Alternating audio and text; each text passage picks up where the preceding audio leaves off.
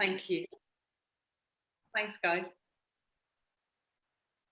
So welcome. It is really lovely and really moving to see so many familiar faces, so many people who I've heard about, who haven't met yet, but people who I know very well as well.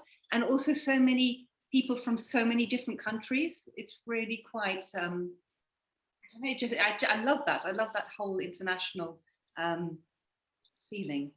And today, with this book launch, what's really important to us is all the people who helped us write this book.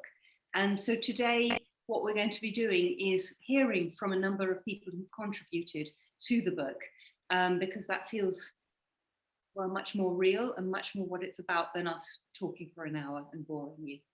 So Andrew is going to start with a bit of an arrival, because I don't know about you, but it's so easy to be still in the last meeting that you were in, or already going off thinking about something else. And I'm just going to do just a little moment where we can just arrive and just be here before we start. So over to you. So this is one of the things we do to help us open our hearts. So we're going to do a little bit of mindfulness for a minute. So if I can invite you to, if you're comfortable, to close your eyes, sit up sort of straight if you can. And comfortably. And to take a few breaths, so some deep breaths, so really breathe in with me. And breathe into the base of your belly, because often we breathe very shallowly. Just keep breathing as deeply as you can.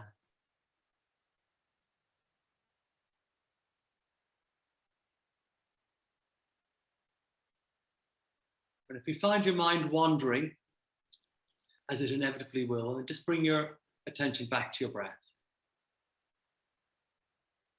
And if you need to, if you feel a bit of your body stiff, you need to kind of stretch or kind of wiggle around a bit or something, just to arrive, to be really present, to leave behind the stresses of the day. And some of you are coming to the end of the day, others are actually in the early part of your day, those have come from other parts of the world, and to just really arrive and be present. And as you're focusing on your breath, I'd love you to just think of 2 words that describe how you're feeling right now.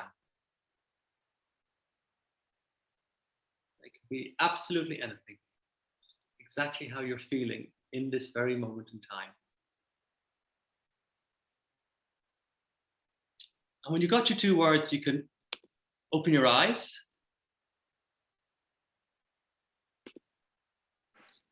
And if we were in a small group meeting, we would ask everybody to share their 2 words, but obviously it's not very practical in this. So I'm going to try something different here. At the count of 3, I want you all to say, just out loud, your 2 words, all at the same time. And you just let those words go into the ether. So are we ready? 3, 2, 1. Excited, peaceful, and curious. Cozy. Okay. Thank you. So that hopefully just helps arrive. And we always start meetings we run with that sort of approach, just to help people arrive, and that helps you open your hearts. Perfect. So as I said at the beginning of today, that for us, the real stars are the people who've contributed to the book, to help us write this book. And I invited a few members of staff from Thornton Spudgeons to share their stories that are in the book. And because things are quite busy and so on, I don't know if everyone has arrived yet. So I'm just going to check to see if Kate has arrived. So if you have Kate, then we'd love to hear from you. And if not, then don't worry, we'll hear from the next person. Also, just while we're waiting on that, can I invite you all just to put yourself on mute, unless those who are going to be speaking. And if you want to put something in the chat, if you have a question or an observation, then we will try and come to that at some point. Great. Okay, so I think Kate hasn't arrived yet, so I'm going to suggest that we hear from you, Andrew, next. Okay, do you want to do one of the other ones? Shall I do that? Yeah. Okay, so what about Marco? Yeah, I'm here. Yay! Okay, Marco. Marco, do you want to kick us off? Yeah. I can't find camera on my computer, so I can't be visible. I'm sorry. No, that's fine. We can see your name. And Marco works in Thornton's Fudgeons and basically knows everything that you need to know about cheese and wine and good food. And we'd love to hear your story, Marco. So these are my colleagues who were interviewed in the book, and what they're going to do is read out excerpts of what they said, the stories they told to Eudora about the experiences of the heart journey we've had at Thornton's Fudgeons. Marco. Okay. The coaching I received at Thornton's Fudgeons has made me a calmer person. I used to be quite abrasive, I had some quite serious health issues. Now I don't worry about things anymore. I used to get very stressed, but I take life as it comes. I've become a team player and know that together we will make things work.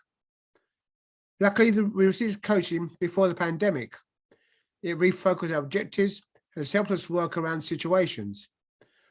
The first lockdown was difficult, but we got through it a lot easier than other companies. We pulled together and got through hard times. I've seen members of my team change after receiving my coaching. My experience is that we are a stronger team where people are more helpful and work together rather than being divisive. I'm now more open and tolerant. The current style of co-leadership has created a good atmosphere with people being open to change. We now feel more equal. We are able to take the best of the old and bring it forward into a new style of leadership with better communication, more equality. It was like a restart. We have disagreements, but they are minor. We know we're not fundamentally different. We're working towards the same goal and doing what is right for the store. There's a tighter bond between us. I feel happy and fulfilled. The combination of improving my health, doing coaching and leadership training has been on a better place now than I was 6 years ago. I'm healthier, fitter, calmer, more relaxed, and no longer angry. Thank you. Thank you, Marco. Thank you. And Marco's had an extraordinary health transformation, and some of you on this call will know Marco and the journey he's been on. And one of the things that really strikes me about this work is the impact it has on people's whole life, not just their kind of what happens in work. Thank you. And it'd be lovely to hear from Jahid next, if that's okay. Hello. Hello, Jahid. Hello, everyone. Hello, Andrew. Hi, Jahid. Lovely to see you. Lovely to see you. Lovely to see you. A lot of people. That's nice. Yeah, I feel proud. Good. Okay. Andrew started to develop a coaching culture. My potential was recognized and I was promoted. Initially, the new culture was confusing, but over the course of 2 years, I learned about the coaching and found it amazing. I started to understand what putting the heart back into business meant. I realized that positive thinking means you can overcome anything. Positive people can change the world. The 2 years coaching program changed me completely. Previously, I would jump to anger when I discovered that a number of staff had forgotten to do something and not done their job properly. After the coaching program, I take a deep breath and approach the situation in a calm and patient manner. This created a new type of relationship with my team as well as my family. I have always been close to my wife, and now she is really appreciate my calm and patient manner. The coaching motivated me to do things differently. I learned to be more open-minded and take take on more responsibility. I realized that I could help people grow. Then Thornton Budgen started to explore shared leadership, which creates a clean and safe working environment. It's important to have a balance between a clear leadership structure and the freedom to allow people to think outside the box. I feel happy and fulfilled at work. I never feel as if I lose my job. I will lose my job. I am involved with every new decision and value the frequent appreciation I receive, not only from Andrew, but also from the other leaders as well, leaders as well. I believe that appreciation is more valuable than money. Thank you, Jahid. And I think that's one of the most critical things, this point, what Jahid has just said, is appreciation is more valuable than money. And it's one of the real principles of the heart work and authentic leadership, which is a concept within that, is appreciation. And hopefully on this call, you'll see us appreciating people, because it's really easy to do. So shall I just keep talking? Yeah. This has been a real team production. You've heard from two already, and the 5 people who are here tonight are just a subset of the 70 odd people who work at Thornton's Budgens at Belsize Park. And I got into being a shopkeeper through a midlife crisis. So in my early 40s, about 15 years ago, I was wondering, is this it? I was running a consultancy, you know, successful, international, traveling the world and so on and so forth. And there was just a moment where I thought, is this it? Am I really just going to do this for the next 20 or 30 years? And one of the big things that comes out in the book and that we talk about is purpose, is personal purpose, not just organizational purpose. And this for me was a real turning moment. And I ended up, as you do with the midlife crisis, and buying a couple of supermarkets. It seems appropriate that this is the time this book is coming out. So, you know, we're delighted with the book, the look and feel of it. Sue is at the bottom of our screen here, our publisher, who's got a really sore throat and would have loved to say a few words, but she's here with us in spirit. And we'll be saying a few words on chat. Chat, possibly, at some point during the evening. This seems appropriate because I guess people have said this before, but I don't remember in our lifetimes a more challenging time. You know, we have the war in Ukraine, you've got the whole cost of living crisis, which is really going to exacerbate even further the inequality that we're seeing. And we talk a lot in the book about inequality. On top of that, you have the climate crisis, which in its own right would be enough to keep us all busy for the next 25 years. And then one of the big things that are hitting businesses right now is the so-called Great Resignation, where so many people after COVID have said, you know, I'm fed up doing this. I don't want to commute 3 hours a day, or I love the fact that I can go out at lunchtime for a walk with my husband or wife, but I'm here when the kids come home from school. And I think people like the British Prime Minister and leaders of Goldman Sachs and people like that are saying, oh no, you all have to come back to the office. I think I've got to start to listen to their people, because they will lose people if they do that. And one of the whole approaches, the heart approach, is about engaging people. And I certainly believe that this whole approach will make a big difference to retention.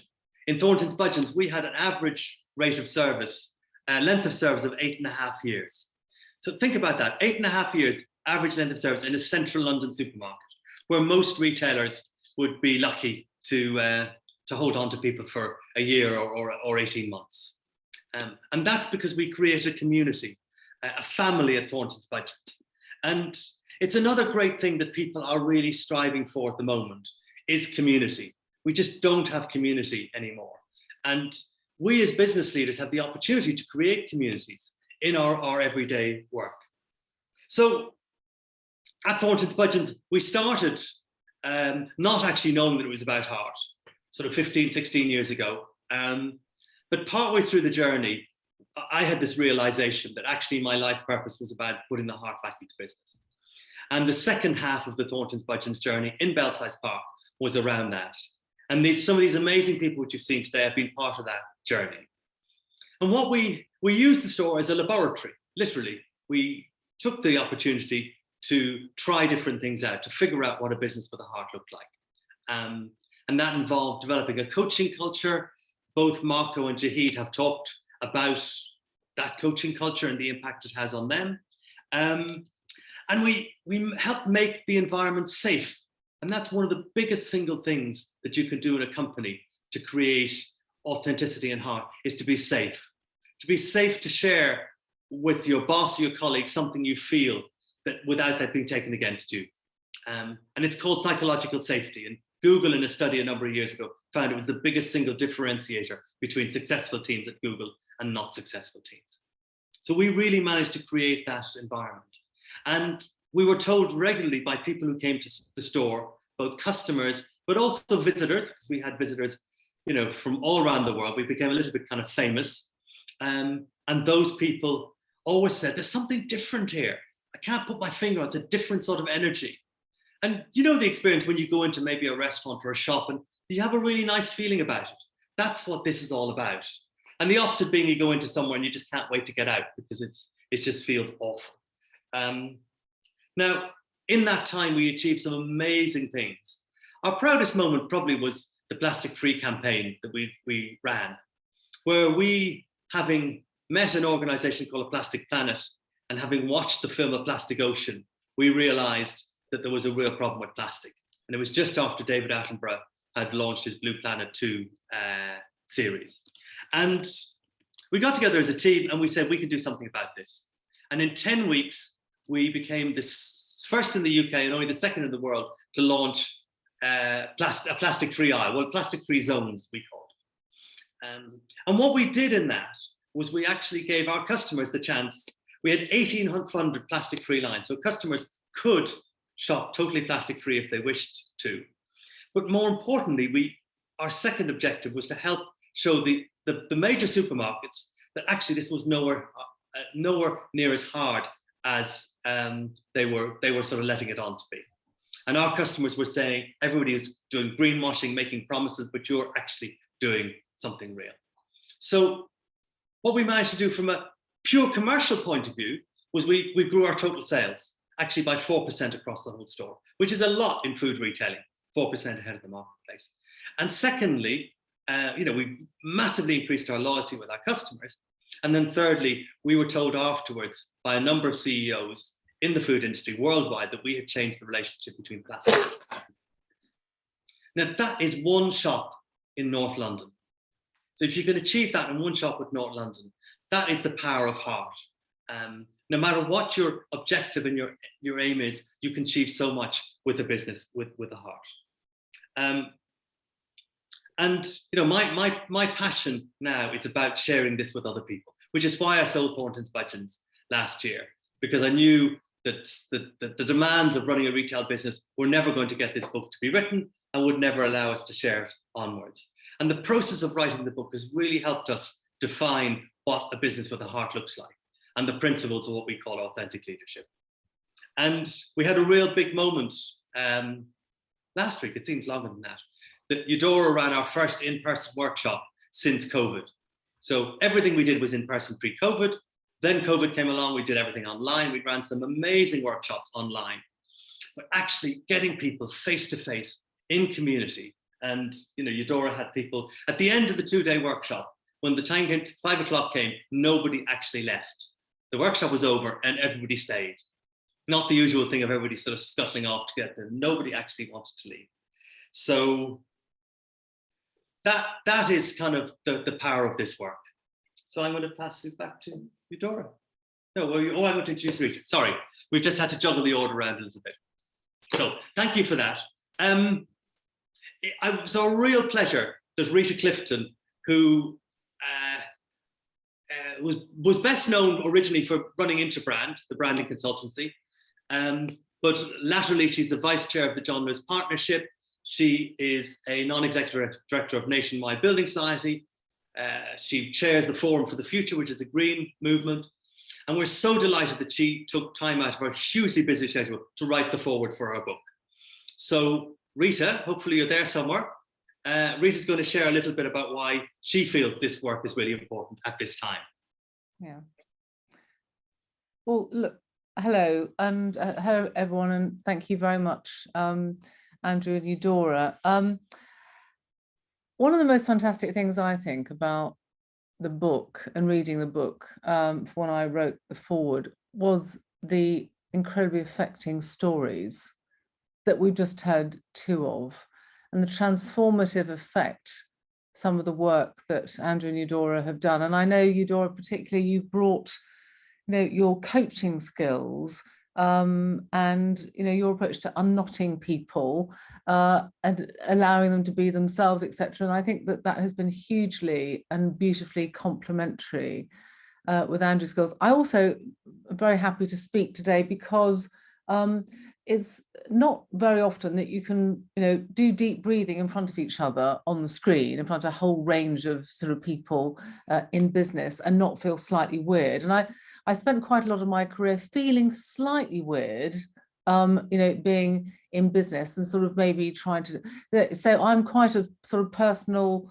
and professional development junkie. So I love a lot of the work that we're doing, the breathing, the yoga, and if in doubt, Bach's Rescue Remedy. I can thoroughly recommend it, actually, if anyone needs some of that. But so I have met Eudora, but before I met Eudora, I actually heard about Andrew, and I heard about Andrew because I was doing some work with the Musgrave Group, and I kept on hearing people talking about this weird and wonderful man who was running most successful and most interesting budgeons. And so therefore Andrew's reputation as an innovative retailer and interesting human being was way before him, doing things like Food from the Sky, etc. So having worked in sustainability for many years, I mean, Andrew mentioned the magic words David Attenborough. I have had a crush on David Attenborough since the age of 7, and he was the one who got me really passionately interested in the environment and sustainability. And I think if there's one good thing that's happened over the last few years, I don't know about anybody else, I just about got whiplash from the speed at which businesses have got engaged. And clearly, with the climate crisis and things that need to be doing now, whether or not they're doing enough and fast enough, of course, we can have a very big conversation about that. But when you've got people like Larry Fink of BlackRock, whether or not you think he's got a black heart and he's just sort of doing a more, sort of a marketing communications piece, I don't know. But nevertheless,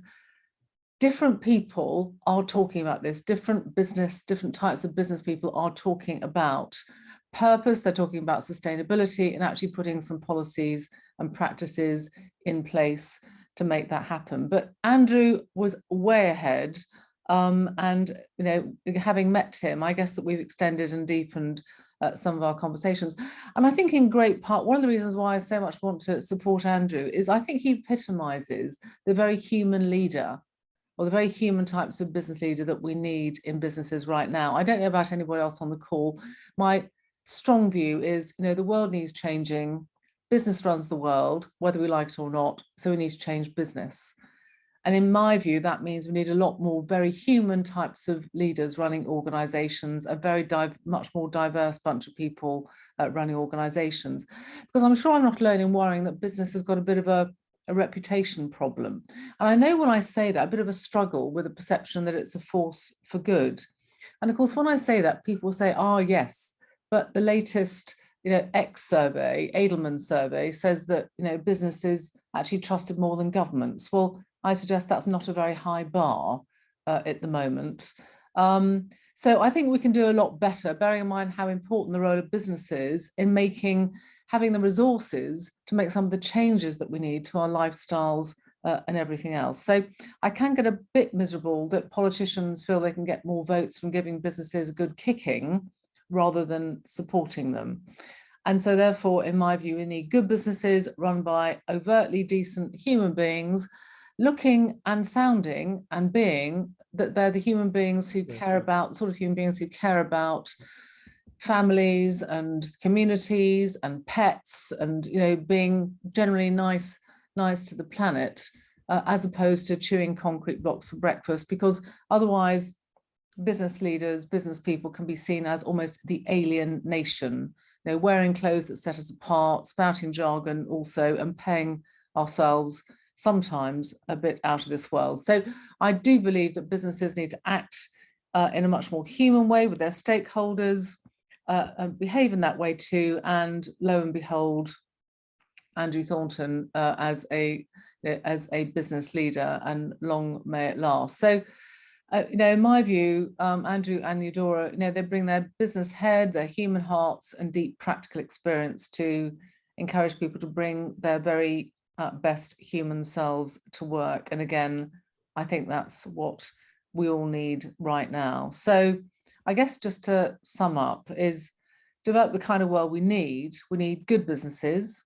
Good businesses now and in the future need to have much more human leaders act in a way that reflects that humanity. We need to ask all ourselves, I think, each one of us, what we can do to create the kind of world that we want. And in my view, Heart in Business is a fabulous contribution to how we can all ensure that happens. So well done, Andrew. Well done, Eudora, for bringing the book. And here's to it. I just happen to have, look, just a random glass of champagne to toast you. There we are. It just happened to arrive. I don't know how you're tasting it with toast, but anyway, cheers to the book. And thank you so much for writing it. Heart to you and to everyone. Rita, thank you so much. I'm really touched by your words. And you're a woman after my own heart. Rescue Remedy, essential.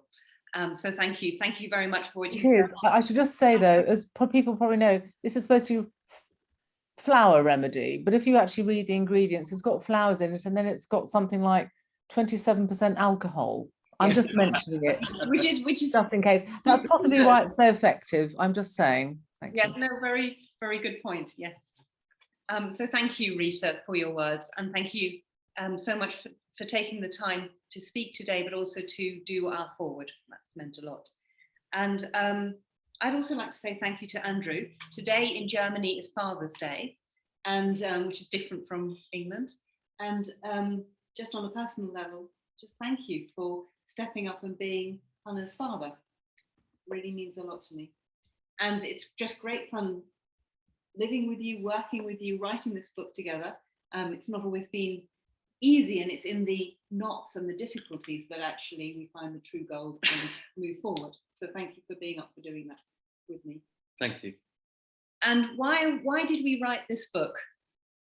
What was really important for us was to write an ordinary book, a practical book that's very much hands-on about an ordinary supermarket. And what I mean by that is that we wanted to give people, everybody, the kind of ideas and thoughts and concepts that they could all try out and use in whatever business, whatever organization they're part of. And the first organization that all of us are part of is our birth organization, the one that we were born into. Last week, we were particularly moved hearing from one lady she's now retired. She was very successful in business, but said, yes, I if I was still working, I'd use that at work, but actually, I just lost my son, and this book is really helping me get through that. So it really touched me, because that's sort of the aim of the book. It's the everyday, it's the ordinary, and it's in that place that gold and extraordinary can be found, I believe. So on that note, I would like to hand over to Reginald.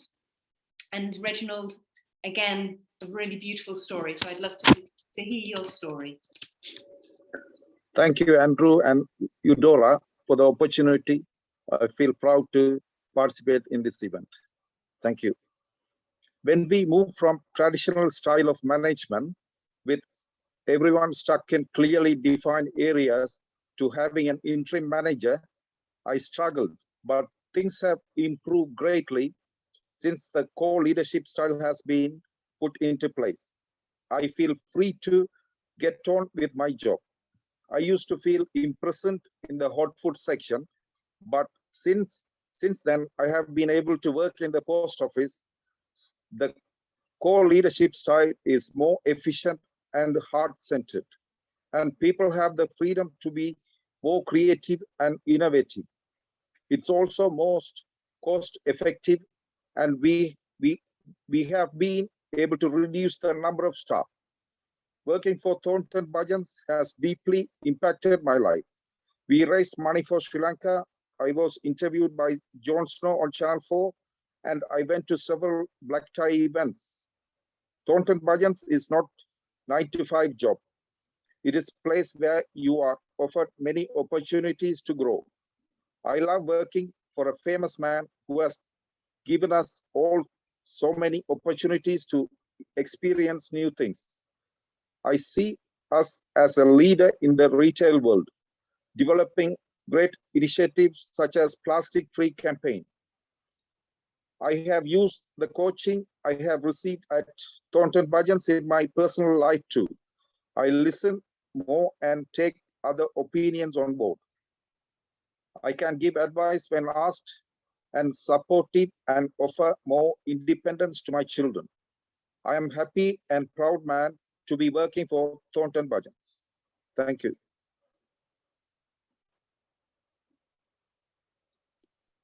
Thank you, Reginald.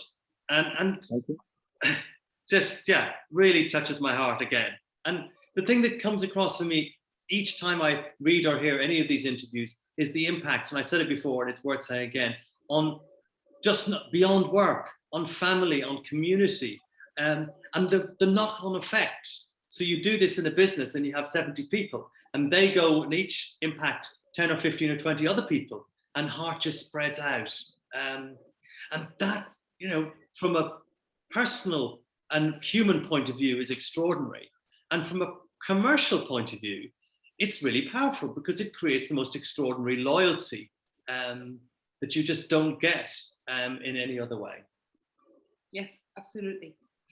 And last but certainly not least, I'd like to introduce Shanti, who is a woman who I deeply respect and who never ceases to surprise me and help me grow. So Shanti, thank you, and looking forward to hearing your part. And just, I have to say something before the start. So Shanti and I have worked together for almost 30 years. I think, is it this autumn, Shanti, be 30 years? Yeah. So she joined the consultancy I ran, SRCG, as a part-time bookkeeper almost 30 years ago, and has been right along my side doing the numbers of every business I've been involved in since then. So we go back a long way. So Shanti. You need to unmute yourself, Shanti.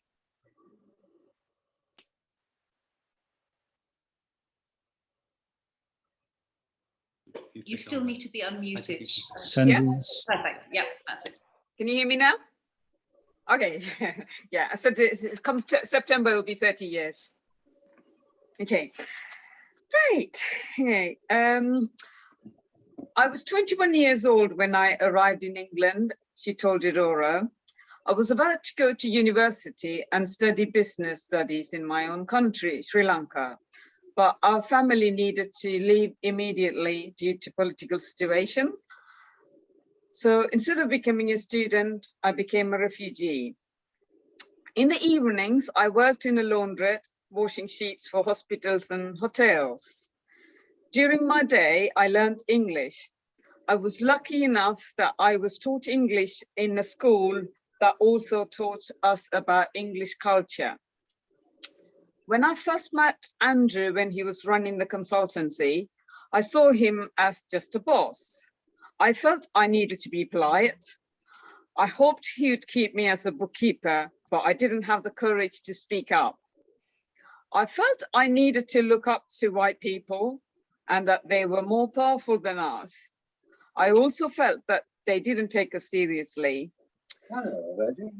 I grew up in a culture where you respect the elders, always accepting, never questioning. How you treat your elders is viewed as a reflection on how well your parents brought you up. You'd never dream of questioning your boss on anything.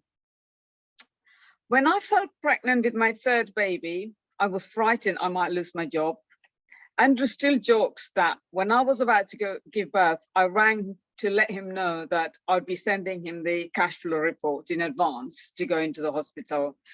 That shows how worried I was. Years later, after I joined Thornton's Budgeons, when Andrew sold the Crouch End store, he put me in charge and gave me power of attorney to manage and finalize the sale of the store. I was surprised by his trust. It was a turning point. I thought back the man I'd first met in 1992, how intimidated I felt at the time. The dynamics had changed. The same man trusted me now. He left me in charge of managing his assets for 3 months. I stepped up and grew in confidence. I took on more responsibility and Andrew started to ask my opinion on staffing matters. Initially, I didn't understand why he was asking my opinion. That was a new territory for me. But the more he trusted me, the more I did a better job for him. I found the sale of Crouch End stressful, and as I became close to the team, it was very emotional when I left. I remember ringing Andrew and telling him I was so upset that he didn't ask how I felt about the sale of the store. He just wanted to know whether the deal was done. He apologized. He said he should have cared about my feeling. I found I had the courage to call him on his actions. I was able to hold him on to account and he was able to apologize. My relationship with the white man had changed. I found the stepping into your authentic leadership training really useful. I started to look at things differently. I wanted to know why someone might be doing something and reacting in a certain way. People came to me with their issues now. I tried to be balanced, fair, and do the right thing. I sometimes clash with Andrew and disagree with his decisions. For example, I remember him trying to implement a sleep tracker program in the store. He wanted to reward staff who had a good night's sleep because he believed that when they sleep, they do a better job at work. I didn't think this was a good idea. Many of the staff had second jobs to support their families. I felt that rewarding who slept well would encourage cheating from those who couldn't get enough sleep because of their second jobs. It would also reward the wrong people, people who had the luxury of time to sleep. Some of Andrew's ideas were disconnected from the reality of lives of people who work in the store. I played the role of being his reality check. Although his management style means that you can share your opinions, he does listen. He makes me feel valued and he supported me to form my own ideas. Sometimes I didn't think he understood what it is like to be an immigrant in Britain and how much courage is needed to speak to your boss. It has taken me 20 years to speak up. When Andrew announced he was selling the Belsize Park store, our colleague Seelan asked whether this meant that bringing heart into business didn't work. I told Seelan that the very fact that he was standing up and asking this question meant that it did work. Seelan also came from Sri Lanka. It is not in our culture to value the boss, especially the white man. And yet Andrew has created a culture in which we found our voice, where we're not frightened about losing our job if we challenge the boss. Andrew put things into practice rather than just talking about it. He realized how an immigrant workforce is different. One really good thing about him is that he can admit to making mistakes. It makes a big difference that he doesn't need to be right. Not always anyway. I've also never met anyone as generous as Andrew. When he sold the Belsize Park store, he gave his staff bonuses. He didn't need to do this. He makes me want to do a better job. He has always been passionate about environment and the local care community. And this has led me to becoming a passionate person too. Thank you. Thank you, Shanti. Every time I read that or hear that interview, it really brings a sort of a tear to my eye. And I didn't know, it's embarrassing almost that I didn't know that's how Shanti felt and how what had happened for Shanti over the years until she did the interview with Eudora. And that was a real turning point because, and the whole thing about managing an immigrant workforce, you know, we realized inadvertently the power of this work to do that.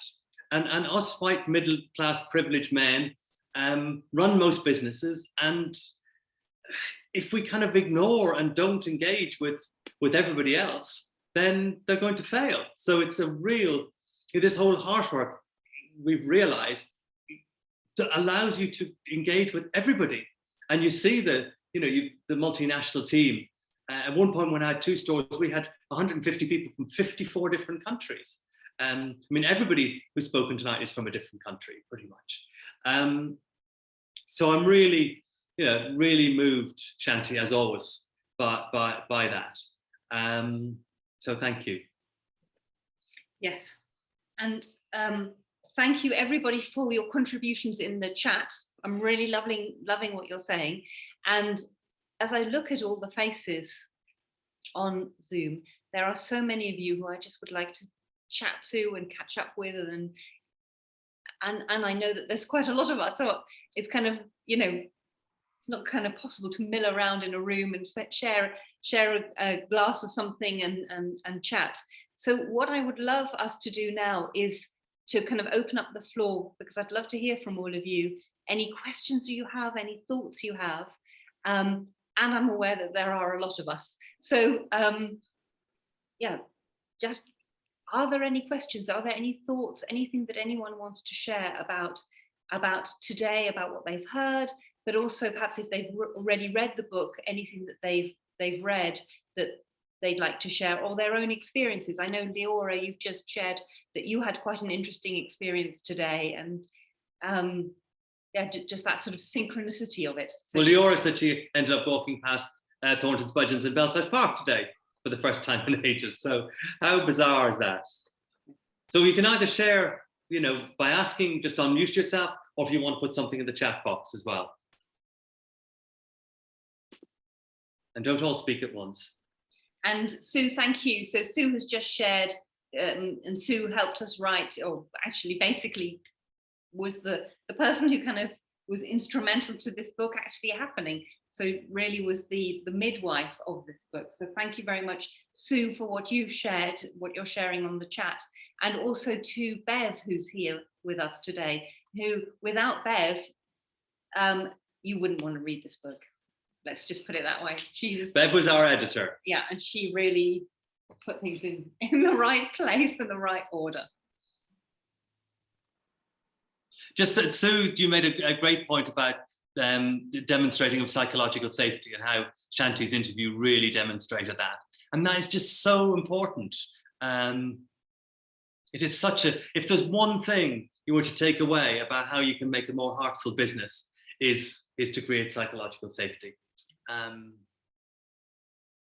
Just going through the chat here. Thank you, Dave O'Donoghue in Ireland, for your lovely comments. It's nice to see you again after a while. And Gina, thank you so much. I know you have to deal with childcare, but thank you for all your kind words. But also, she's not here now, but Gina was, oh, you are, Gina. Yeah, you're still here. Gina was an extraordinary teacher for both of us.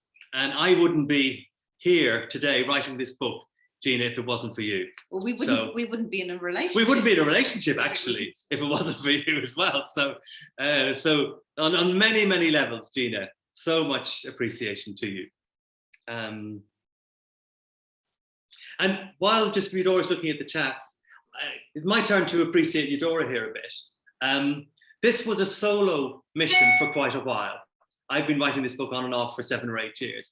And about the beginning of last year, Eudora poked me with a sharp stick and said, "You're another white privileged middle-class man writing a book pontificating on your views on the world. And it's time you got real and had a different sort of input. And I want to co-write this with you."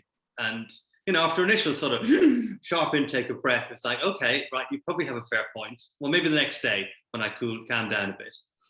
But this process has transformed the book.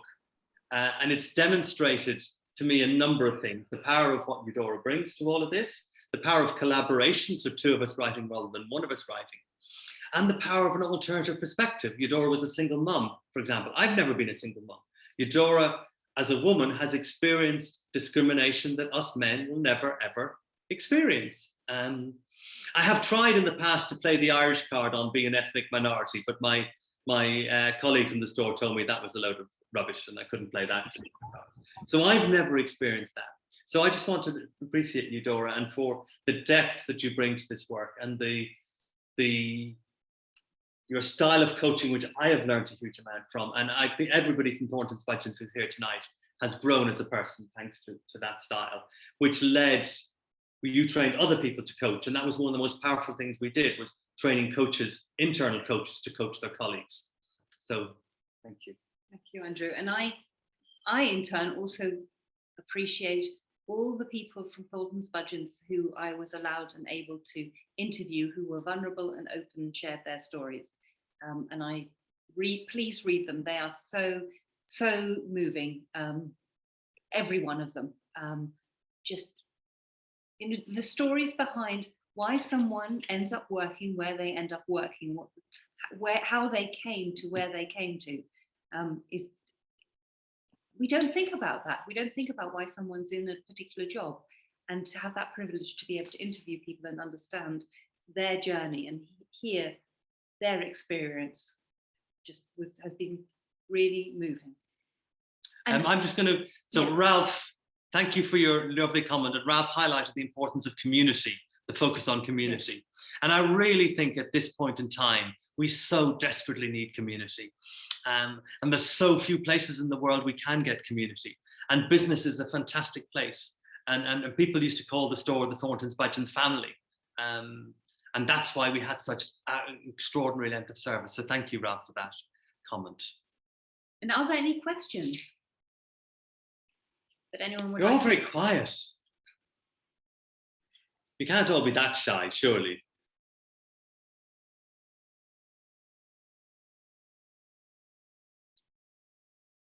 I feel like randomly picking someone, but that would be a bit unfair, and you'd all probably kick me if I did that. So. I got a question.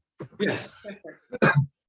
If say I've read the book and I love the ideas and I want to bring it to the world, or like my bit of the world, how do you approach that first conversation with a bunch of people who haven't read the book, who aren't into it in the same way that I might be? How do you approach? How would you do that? Well, some tips on that kind of thing. Well, my automatic response is a bit of Irish charm. Do you want to? But I'm biased. I think that the hook now is this whole thing about recruitment and retention and the Great Resignation. I think everybody's affected by this. And it's interesting, when I'm doing a talk in Berlin next week, and for my research, I've interviewed a number of CEOs of purpose-driven businesses that have a heart. Some are clients of ours, many of them aren't. And every single one of them said they're not impacted by the Great Resignation. It hasn't impacted them. They're finding it easy to recruit people. And people to proactively say things like, well, I'm not here because of the money.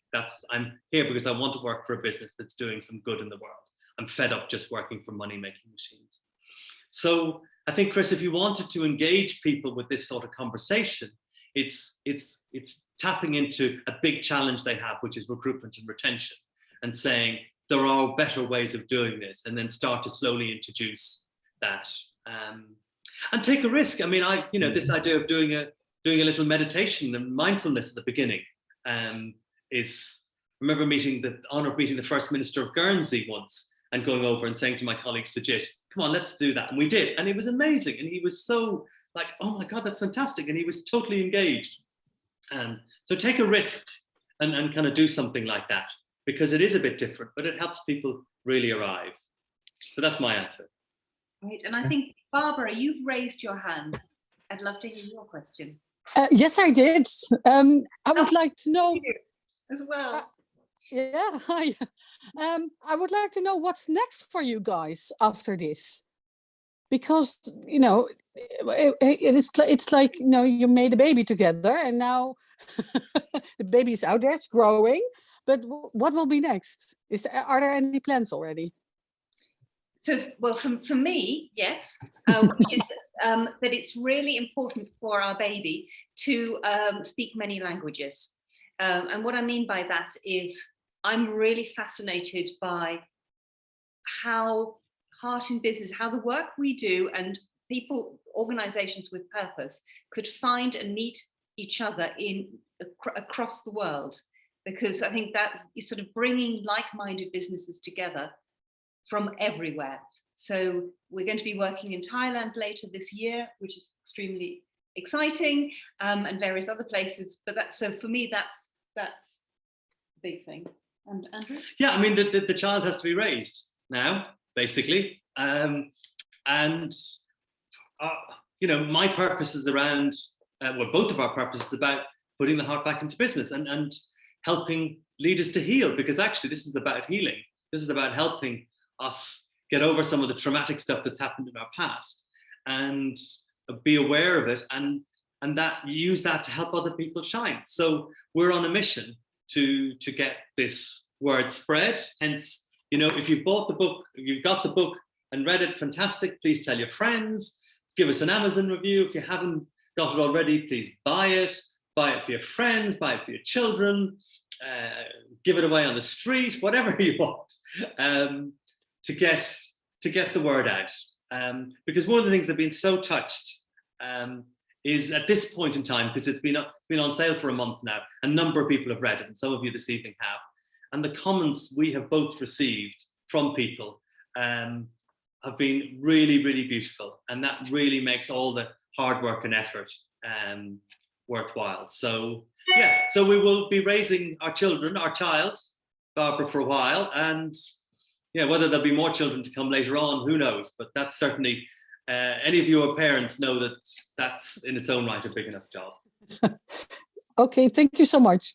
Thank you. And John, thank you so much for what you've just shared. Yes, I'm very much with you. John was talking about the need for this, having spent so much of his working life in business. So thank you, John. It's lovely to see you here. Now, are there any other questions or any comments or any thoughts? Oh, Bev, you've got your hand up. Hi, Dora. Hi, Andrew. Hello, super editor. Thank you. Thank you. Bev was given at the beginning of the summer 85,000 words and came back at the end of the summer with 50,000 words, which in the end we then built back up to 60,000. But actually, Bev didn't actually chop that much content, whole sections out. She just said everything much more succinctly and much better flow than the first draft. Thank you, Andrew. Yeah, it was such a pleasure to work on it. And, as I said in the chat, I was so deeply moved by the stories that have been spoken today that I originally read in print. It was absolutely wonderful. And what touched me as well is that, you talked about privilege, Andrew, and usually coaching and personal development is usually just for people who have the privilege and the money to access it. And that's what touched me so much, is that you gave access to some of these methods to people who might not otherwise have encountered it, and look at the incredible effect that it's had. And I just wanted to point to the subtlety of the title of the book as well. The presupposition is that there used to be heart in business, and you're putting the heart back into it. So for me, it was very much about reconnecting people with the purpose and the values that's already within them, and it's already there. It's not something that you have to find from outside. It is there already. So that's what I loved about the title of the book. I just wanted to bring some attention to that. Thank you. Thank you. Okay, so something that is really important for me, I don't know about anyone else, is that when we say that we finish on time, then we will, you know, as in how long something is, then that's how long it is. Because I absolutely hate going to something where you think it's an hour and then you end up there for 2 hours or an hour and a half. So on that note, I just would like to say thank you to everyone. I wish I could speak to all of you. Please just message me afterwards, because I would love to hear from you. And I would like to get us to start bringing this to a close. I'm going to hand over to Andrew to do the sort of bringing today to a close. So as we started, I'd love to just take a moment or two. So invite you to close your eyes again and take a few more deep breaths and just breathe into what you've experienced over the last just under an hour, the stories you've heard, and what the impact on you has been. Is there something you kind of pledged to go away and do differently tomorrow? Is there something that really touched you? Is there something you can do now in your little world or your big world to put more heart into it? And just breathe into that.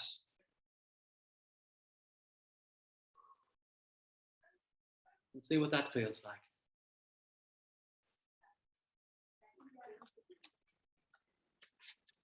And then I'd like you to think again about 2 words that describe how you're feeling right now. And I'd like you to be curious about how those words, if they're the same or they're different, and what the differences are between the 2 words at the beginning. And when you have your 2 words, if you can open your eyes and go back to the call. And we're going to do a mass share again. So at the countdown from 3, 2, 1, 2 words, please. Happy and Inspired action. Excited and happy. So thank you so much, everybody. And wishing you a lovely evening wherever you are. Afternoon for some people, morning for others. It's a real honor that you've spent an hour with us. I know you're all very busy people. I know that time is precious. Thank you. And go well. And I look forward to hearing from you and seeing you. Thank you. Thank you so much. Bye. Thank you so much. Thank you very much. Thank you, guys. Lots of love to you Thanks, both. guys. Thank you. Thanks a lot. Bye-bye. Thank Bye. you. Have a really good evening, morning, afternoon, whatever time it is. Here's on you. Goodbye. Thanks, everyone. Thank you. Bye. Guys. Goodbye. All the best and everything. Quite a few who don't want to go.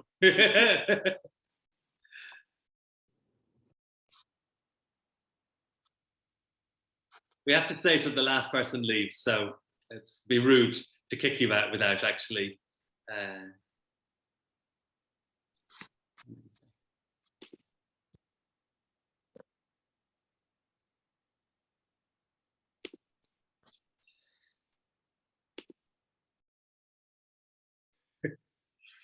Thanks, Reginald. That was fantastic.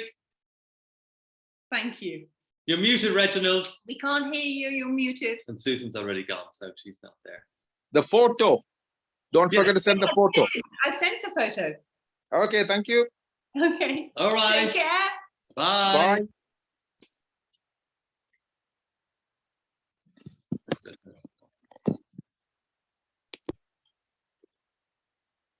So we just need to turn off the recording. 1 second.